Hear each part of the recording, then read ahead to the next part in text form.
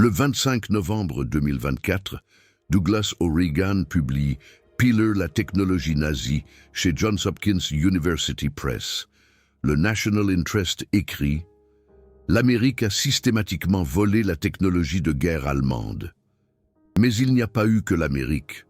La Chine, aujourd'hui, en 2025, produit la grenade type 67.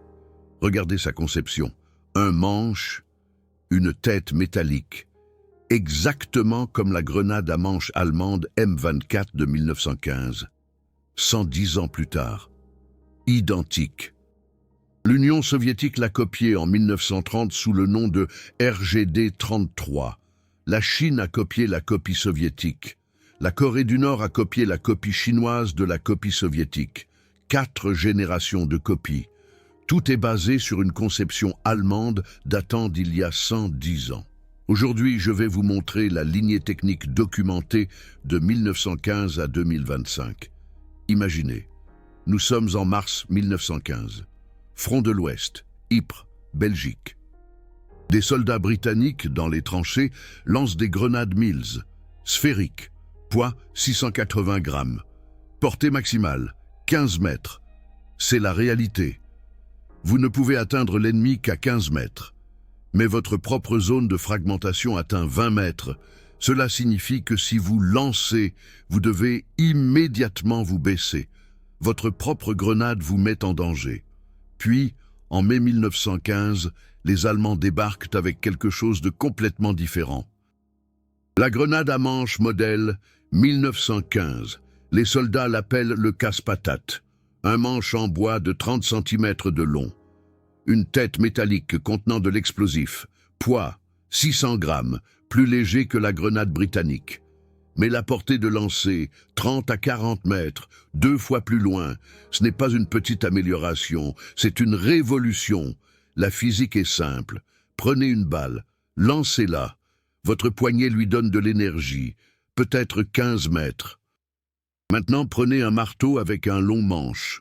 Lancez-le, tout votre bras devient un levier. Le manche prolonge le rayon de lancer. Plus de levier signifie plus de vitesse, ce qui signifie plus de distance. Les ingénieurs allemands ont compris cette physique en 1915. La grenade à manche n'était pas une forme aléatoire, c'était de la mécanique appliquée. La loi du levier. Tous les étudiants en physique la connaissent, mais seule l'Allemagne l'a intégrée à une grenade. La M24 était une amélioration du modèle de 1915, introduite en 1924. M signifie modèle, 24 pour l'année. Les spécifications, longueur totale 35,6 cm, diamètre de la tête 6 cm, manche en bois, généralement en bouleau ou en hêtre, tête en tôle d'acier, charge explosive de 165 grammes de TNT dans le récipient en tôle. Détonateur à l'intérieur du manche avec cordon de traction. Durée de combustion, 4,5 à 5 secondes.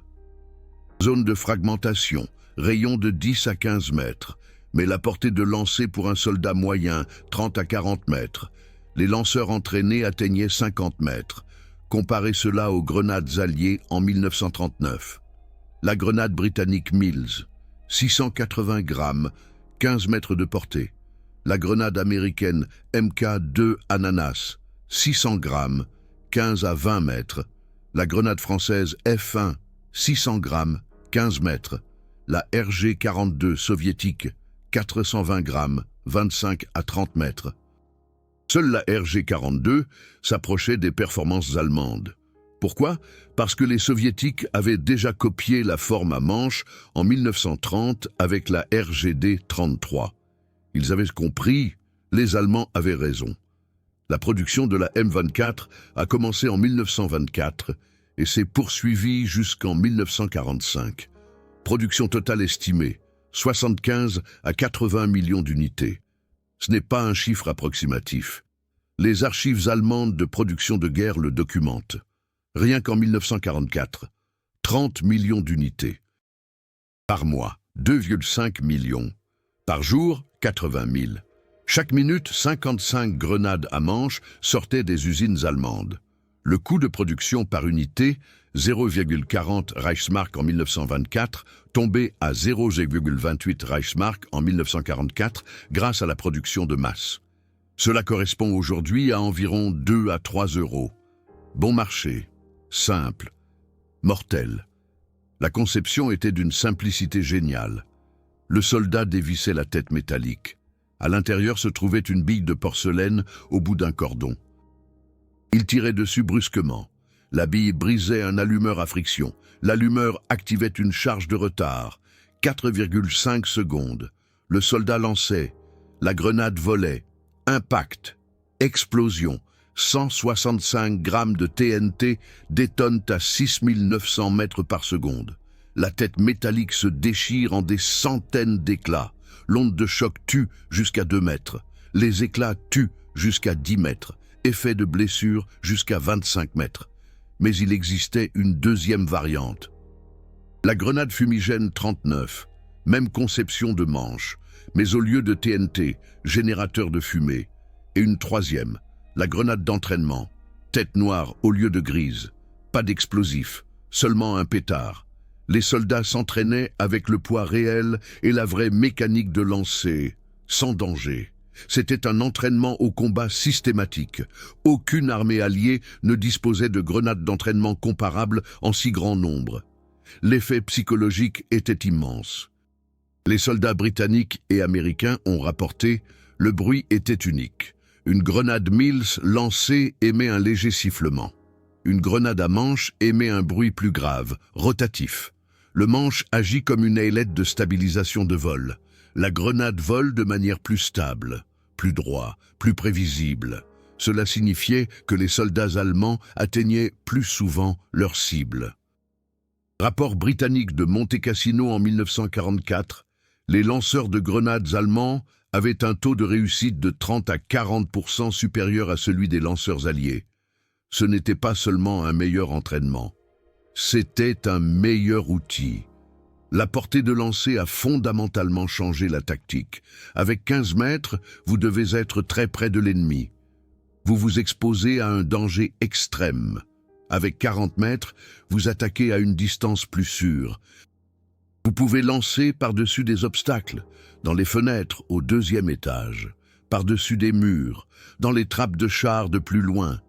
La grenade à manche n'était pas seulement une arme, c'était un multiplicateur tactique. Prenons un exemple documenté, Stalingrad, novembre 1942, combat de rue, combat rapproché, maison par maison. Les groupes d'assaut allemands utilisaient en moyenne 8 à 12 grenades à manche par soldat et par attaque. Les rapports soviétiques documentent. Les Allemands pouvaient lancer des grenades de 40 mètres dans les fenêtres. Les grenades à manche soviétiques RGD-33 avaient une portée similaire. Mais les grenades sphériques F1 soviétiques, seulement 20 à 25 mètres. Les utilisateurs de grenades à manche allemandes et soviétiques avaient un avantage tactique. Pourquoi? Conception allemande de 1915. Les Alliés ont reconnu le problème. Rapport du terrain d'essai américain d'Aberdeen de juin 1943. Test avec des grenades à manche capturées. Résultat, un bidas moyen lance la M24 à 38 mètres. La même personne lance la MK2 à 22 mètres. Augmentation de la portée de 73%. La physique est irréfutable. Le rapport de test recommandait « Les États-Unis devraient développer des grenades à manche ». Cela ne s'est jamais produit. Pourquoi? Les lignes de production étaient déjà établies pour la MK2. Des millions produites, le passage à une autre nécessiterait beaucoup d'investissement. Les soldats américains ont donc continué à lancer avec un désavantage de 40%. Les Britanniques ont également fait des tests. Arsenal de Woolwich, août 1944. Les soldats britanniques ont lancé la M24 en moyenne à 41 mètres. Les grenades Mills à 17 mètres. Le rapport a conclu. La forme à manche est supérieure en termes de portée. Mais la grenade Mills a plus d'éclat grâce à son corps segmenté. Conclusion britannique, garder les Mills pour la défense, développer la forme à manche pour l'attaque. Cela ne s'est jamais produit. La fin de la guerre est arrivée en premier. Mais une nation a écouté. L'Union soviétique. Ils avaient déjà tiré les leçons en 1930. Regardons ce qui s'est passé exactement. 1914 à 1918. Première guerre mondiale. La casse-patate allemande de 1915 domine les tranchées. Les soldats russes en font l'expérience personnelle. Après la guerre, l'armée rouge analyse les armes allemandes capturées. En 1930, décision, développer leur propre casse-patate. Le résultat, la RGD-33. Les spécifications de la RGD-33. Longueur totale, 36 cm, presque identique à la M24, manche en bois, tête en métal, charge explosive, 120 grammes de TNT, un peu moins que les 165 grammes allemands. Poids, 500 grammes. Portée de lancer, 30 à 35 mètres. La forme, copie exacte de la casse-patate allemande. Les archives militaires soviétiques des archives d'État, déclassifiées en 1991, le confirment directement. La conception est basée sur la casse-patate allemande capturée en 1918, production de la RGD-33, 1933 à 1940, estimation de 6 à 8 millions d'unités, puis, en 1940, remplacée par la grenade sphérique RGD-5 en raison d'une production plus simple. Mais le concept est resté. L'armée rouge avait appris, la forme de manche fonctionne. La physique est la physique, le levier est le levier. Les Allemands avaient raison, mais l'histoire continue. Année 1950, armée populaire de libération chinoise. Après la guerre de Corée, la Chine analyse les armes soviétiques. Il découvre la RGD-33. Il découvre le principe du manche. En 1959, décision, développement du type 67.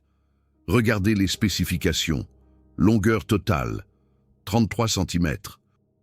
Manche en bois, tête en métal, charge explosive, 38 grammes de TNT, version défensive, fragmentation en acier, version offensive, tête lisse, uniquement onde de choc, portée de lancer, 30 à 40 mètres, la forme, identique à la M24 et à la RGD-33. Le type 67 est produit de 1967 à aujourd'hui, 2025. 58 ans de production continue. Production totale estimée, 100 à 120 millions d'unités. C'est plus que toutes les M24 allemandes réunies. La Chine exporte le type 67 dans le monde entier. La Corée du Nord accorde une licence de production sous le nom de type 68. Le Vietnam en produit une copie. Le Pakistan en produit une variante. L'Albanie, la Roumanie, le Cambodge. Au moins 12 pays produisent des variantes du type 67. Toutes basées sur la RGD-33. Toutes basées sur la M24. Toutes basées sur la conception allemande de 1915. Plongeons plus profondément dans les variantes du type 67. La version offensive. Type 67, type 1, a une tête métallique lisse, pas de rainure, pas de fragmentation, uniquement la détonation du TNT. Pourquoi? Pour l'attaque. Les grenades offensives génèrent une onde de choc sans éclat. Le soldat attaquant est proche, les éclats le mettraient en danger. L'onde de choc est dirigée vers l'avant. Plus sûr pour le lanceur. Rayon mortel, 5 mètres. Onde de choc, 10 mètres. Effet d'étourdissement, 15 mètres. La version défensive, type 67, type 2.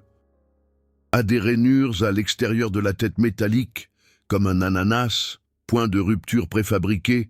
Lors de l'explosion, la tête se déchire le long de ses lignes, des centaines d'éclats d'acier. Rayon, 25 mètres. Rayon mortel, 10 mètres. Cette grenade est pour la défense. Le soldat lance à couvert, tranchée, bunker, bâtiment.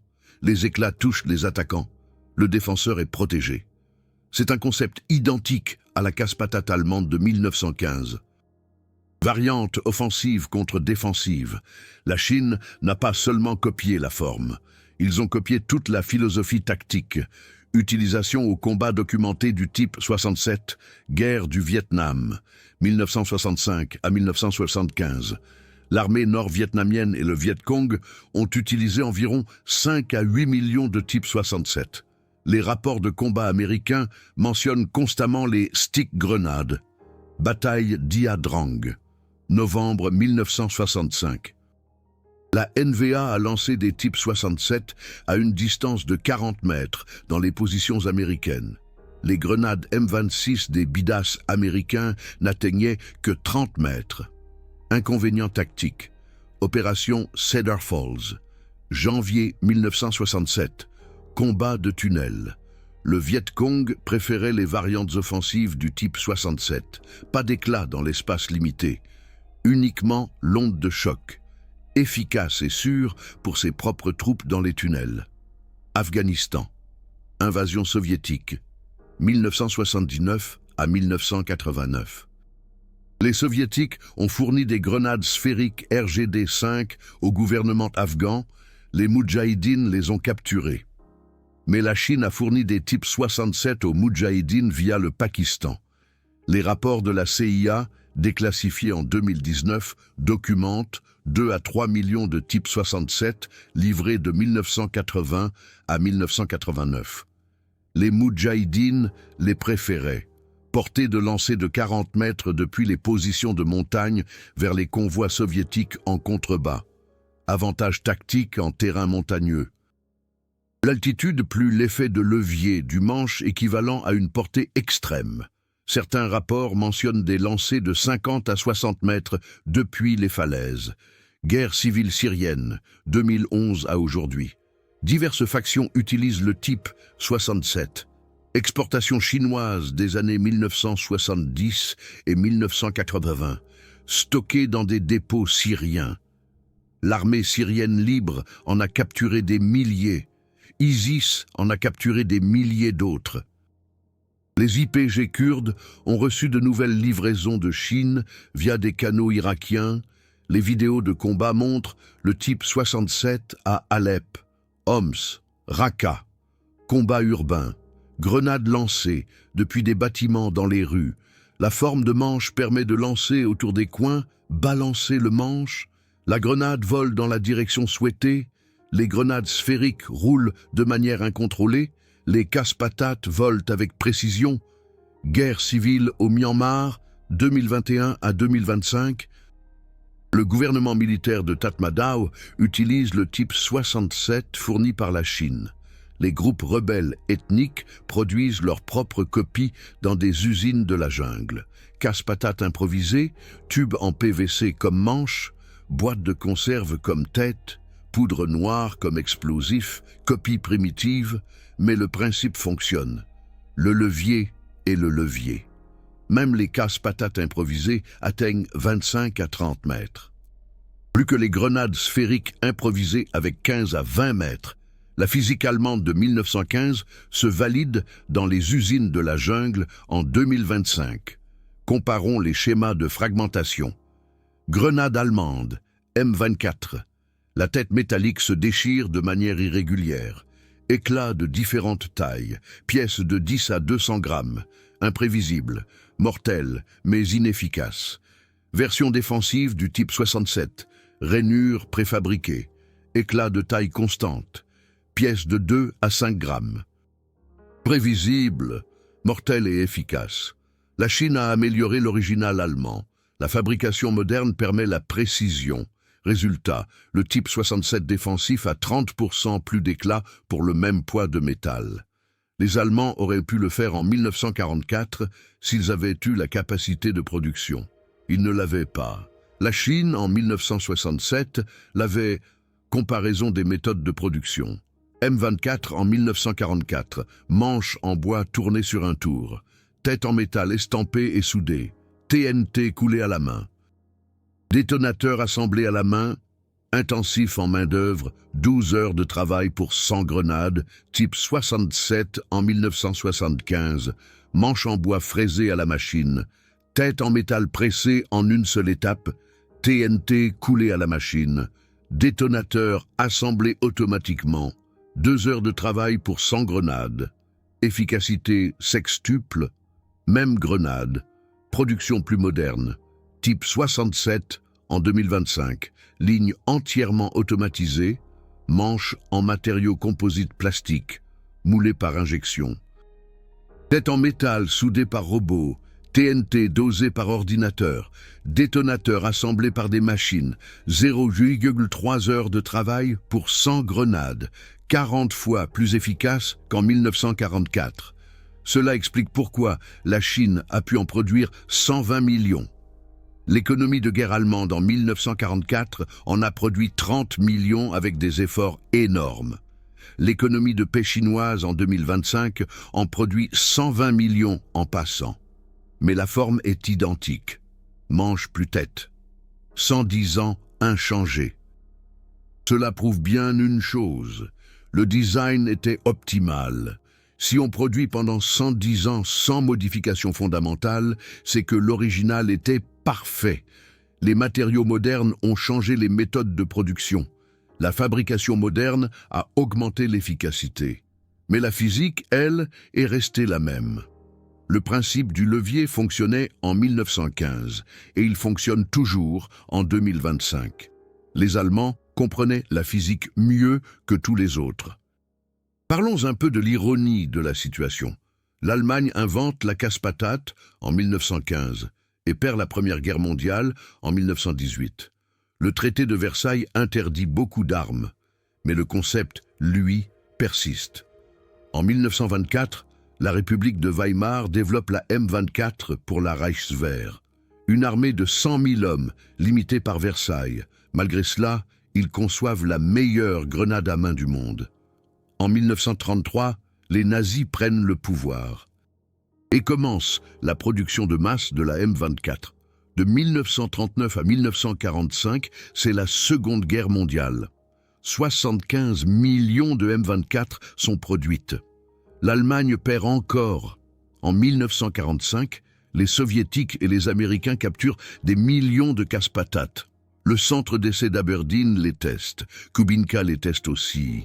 Et les deux arrivent à la même conclusion, un design supérieur. Mais seuls les Soviétiques ont agi. L'Amérique est restée fidèle à la Mk2. La Grande-Bretagne à la Grenade Mills. La France à la F1. Seule l'URSS a copié. Et la Chine a copié la copie. Et aujourd'hui, en 2025, un soldat chinois lance une Type 67. La physique est identique à celle de 1915. Le levier est identique. La portée est identique. 110 ans de stagnation technologique. Pourquoi? Parce que les Allemands avaient trouvé le design optimal en 1915. La physique ne change pas. Les lois du levier sont universelles. La casse-patate était et est toujours la solution la plus efficace sur le plan physique pour une portée de lancer maximale. Maintenant, voici la partie intéressante. Qu'est-il arrivé au design allemand après 1945? Comment s'est-il exactement répandu? Et pourquoi la Bundeswehr moderne n'utilise-t-elle plus de casse-patate alors que c'est elle qui l'a inventé? Mai 1945. L'Allemagne capitule. Les troupes alliées occupent le pays. Dans les usines, les entrepôts, les dépôts militaires, ils trouvent des millions de casse-patates. Les unités américaines, à elles seules, confisquent environ 15 à 20 millions de M24. Les troupes soviétiques, 10 à 15 millions de plus. Les unités britanniques et françaises, encore des millions. Que deviennent ces grenades?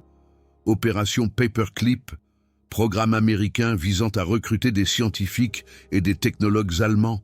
On connaît les cas célèbres.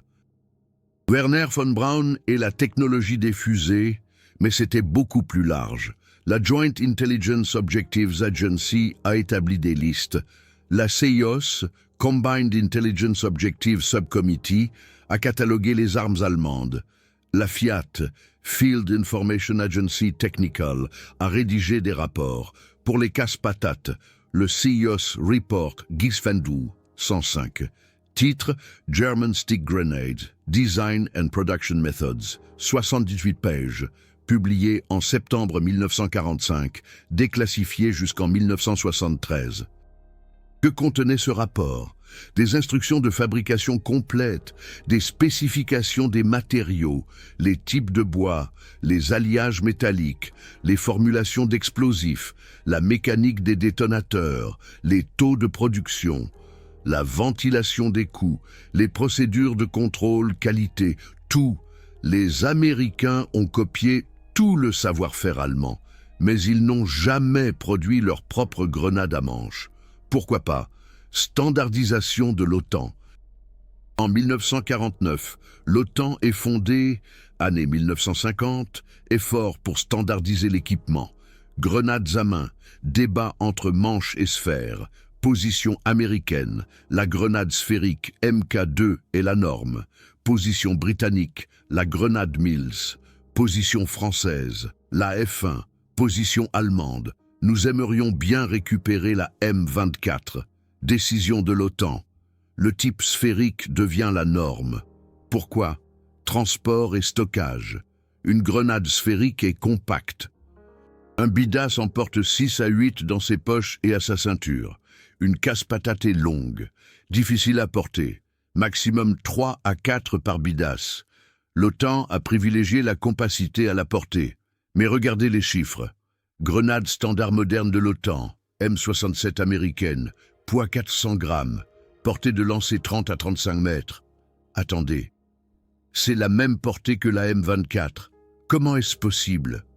La forme sphérique ne devrait-elle pas voler moins loin? La réponse. La M67 est plus légère.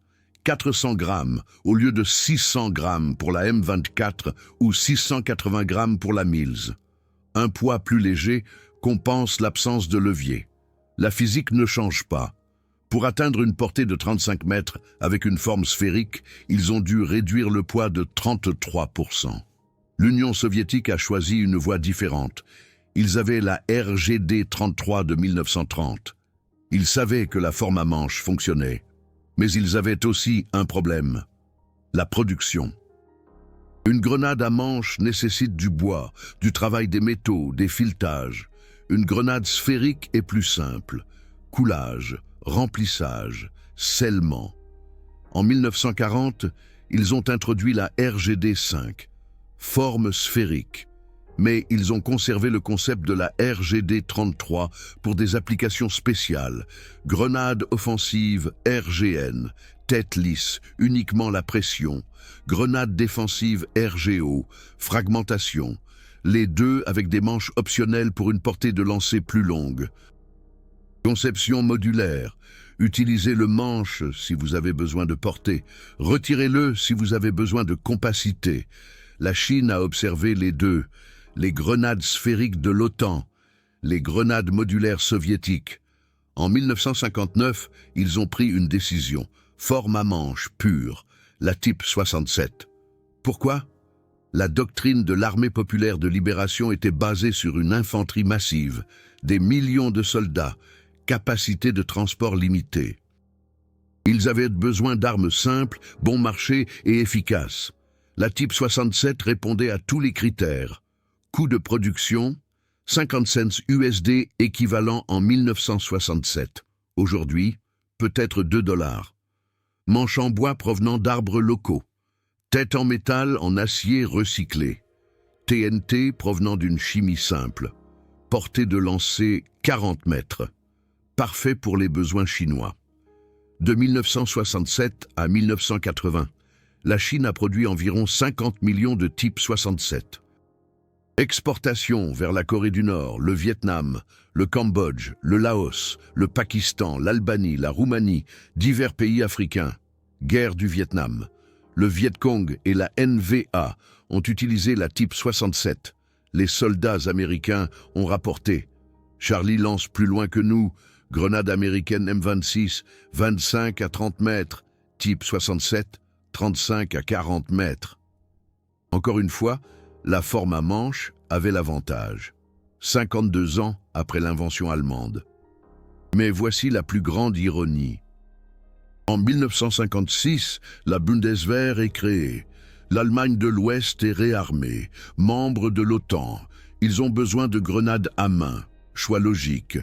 La casse-patate M24, invention allemande. Conception éprouvée, portée inégalée. L'OTAN dit non.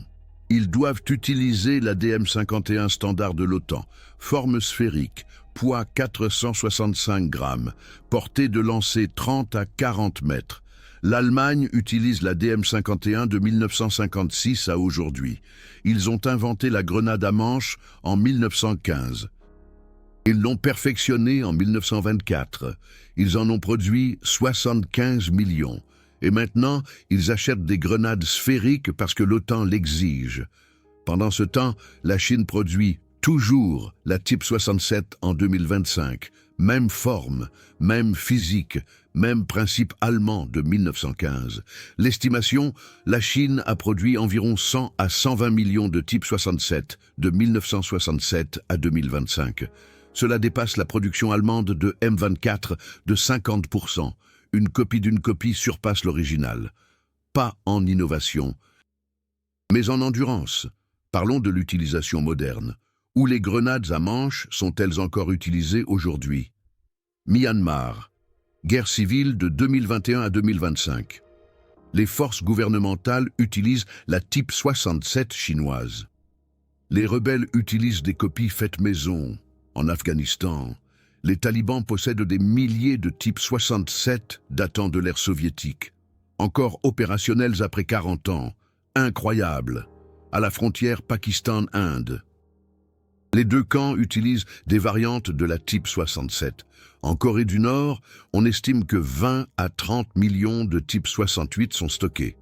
En Syrie, diverses factions utilisent des exportations chinoises, Soudan du Sud, Somalie, Nigeria. La Type 67 est partout, 110 ans après l'invention allemande. Les spécifications techniques, elles, n'ont quasiment pas changé. M24 de 1924, 35,6 cm de longueur, 600 grammes, 40 mètres de portée. Type 67 de 2025, 33 cm, 450 grammes, 40 mètres. La physique est identique. Le levier est identique. Les ingénieurs allemands avaient trouvé la forme optimale en 1915. 110 ans d'évolution n'ont presque rien changé. C'est la consécration ultime. Quand une conception perdure 110 ans sans modification fondamentale, c'est qu'elle était parfaite dès le départ. Mais il y a une tournure moderne. Dans les années 2000, plusieurs armées développent des grenades modulaires.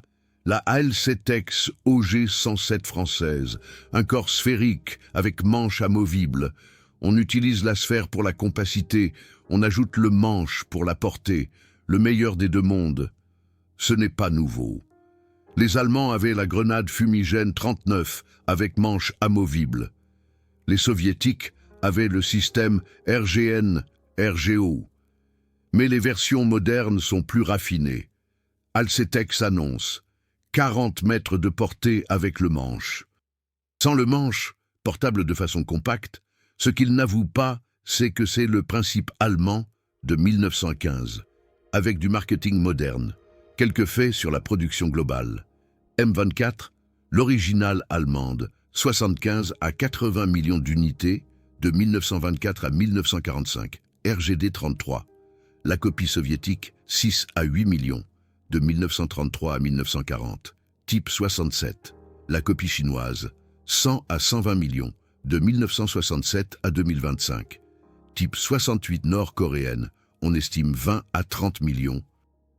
Diverses autres copies, on estime 10 à 15 millions. Production totale de grenades à manche basée sur la conception allemande, 210 à 250 millions d'unités, un quart de milliard de grenades. Toutes utilisent le principe de 1915. Comparez cela aux grenades sphériques modernes. M67 américaine, on estime 15 millions produites depuis 1968. DM51 allemande, 10 millions depuis 1956. L109 britannique, 5 millions.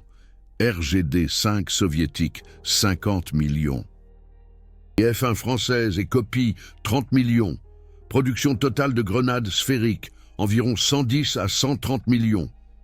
Les grenades à manche dépassent les grenades sphériques en production totale, presque 2 contre 1. Pourquoi? La Chine, 100 millions de type 67 à elle seule. Maintenant, vous comprenez toute l'histoire. L'Allemagne invente la grenade à manche en 1915, conception physiquement supérieure, portée de jet doublé, loi du levier appliqué. Les Soviétiques reconnaissent la supériorité, la copiant en 1930 sous le nom de RGD-33. La Chine copie la copie soviétique en 1967 sous le nom de type 67.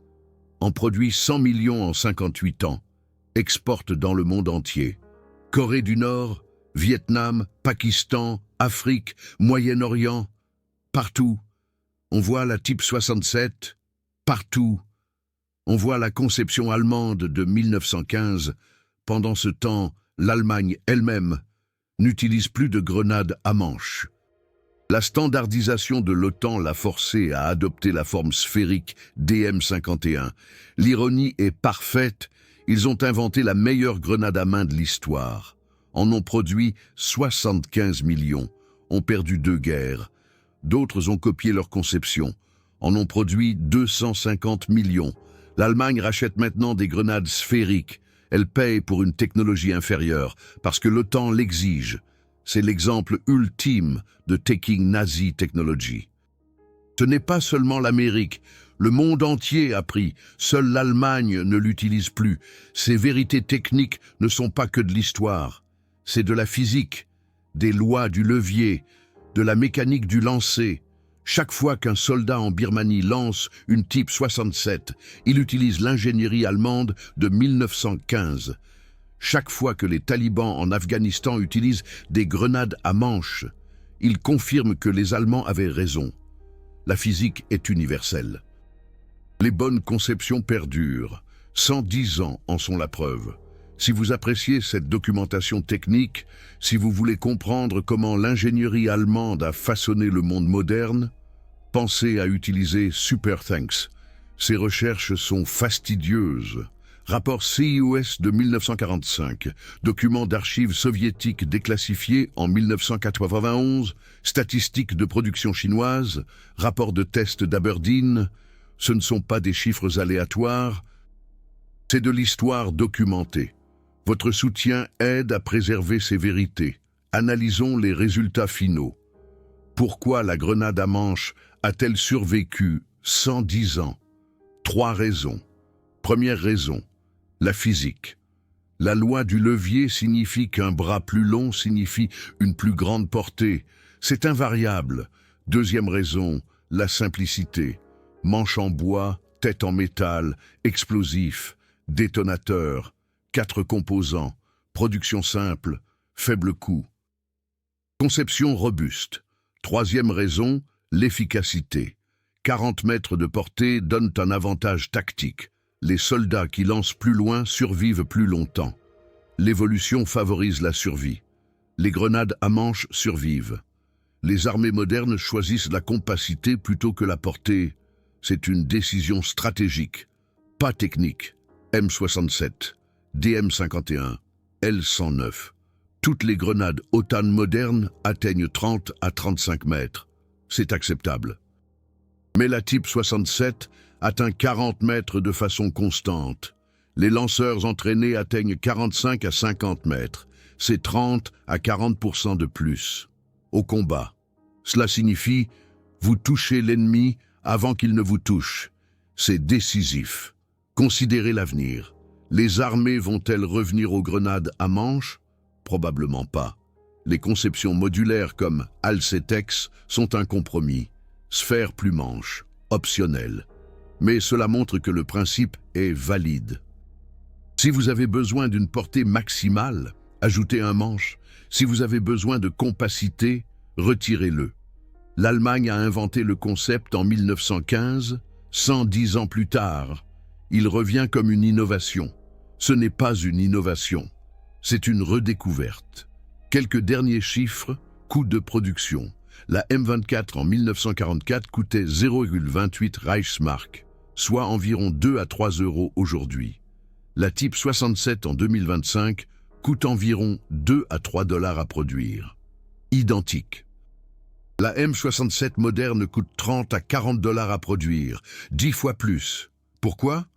Fabrication plus complexe, fragmentation de précision, détonateur moderne, mécanisme de sécurité, mais l'efficacité, rayon mortel de la M67, 5 mètres, rayon mortel de la M24, 5 mètres, rayon mortel de la type 67, 5 mètres, même létalité, 1/10 du coût. L'efficacité allemande de 1915 surpasse la production moderne. Considération finale. Douglas O'Regan a écrit dans Taking Nazi Technology. Les Alliés ont pris plus que des roquettes et des jets. Ils ont pris des concepts, des méthodes de production, des philosophies de conception. La grenade à manche est l'exemple parfait. L'Amérique l'a testé, a reconnu sa supériorité, n'a rien fait. L'Union soviétique l'a testé, a reconnu sa supériorité, l'a copié immédiatement. La Chine a copié la copie soviétique, en a produit 100 millions. Qui avait raison? Les chiffres de production parlent d'eux-mêmes. 250 millions de grenades à manche dans le monde. Basées sur la conception allemande de 1915, ce n'est pas du vol. C'est une confirmation. National Interest a demandé. La technologie nazie a-t-elle fait de l'Amérique une superpuissance? En partie. Mais la Chine a utilisé la technologie allemande plus efficacement pour les grenades à main. Ils en ont produit plus, en ont exporté plus. Ont influencé plus de conflits. La type 67 est dans 40 pays, la M67 est dans 20 pays. La forme allemande a gagné. Pas parce que l'Allemagne a gagné, mais parce que la physique a triomphé. Un levier reste un levier. Les lois de la mécanique sont universelles. Chaque fois que vous voyez des reportages sur des conflits en Birmanie, en Afghanistan, au Soudan, regardez les grenades. Vous verrez probablement des grenades à manche, probablement le type 67. Probablement une conception allemande de 1915. C'est ça, l'héritage, pas l'honneur, pas la reconnaissance, mais la persistance. L'ingénierie allemande survit aux guerres, aux régimes, au siècle. Le casse-patate est immortel à tout point de vue. 110 ans et ça continue. La question n'est pas « La technologie allemande a-t-elle été volée ?» La question est « Pourquoi fonctionne-t-elle encore 110 ans plus tard ?» La réponse? Parce qu'elle était juste dès le départ. La physique valide une bonne conception. Le temps la confirme. 250 millions d'unités produites sont la preuve ultime. L'Allemagne a inventé le casse-patate en 1915. Le monde l'utilise en 2025. C'est ça, l'héritage. Écrivez dans les commentaires. L'Allemagne devrait-elle exiger des redevances de la Chine pour le type 67? Ou 110 ans? C'est assez longtemps pour que la conception devienne un bien commun. Est-ce une évolution technique ou un pillage systématique de technologie? Votre opinion m'intéresse. À la prochaine vidéo sur la technologie allemande qui a façonné le monde moderne.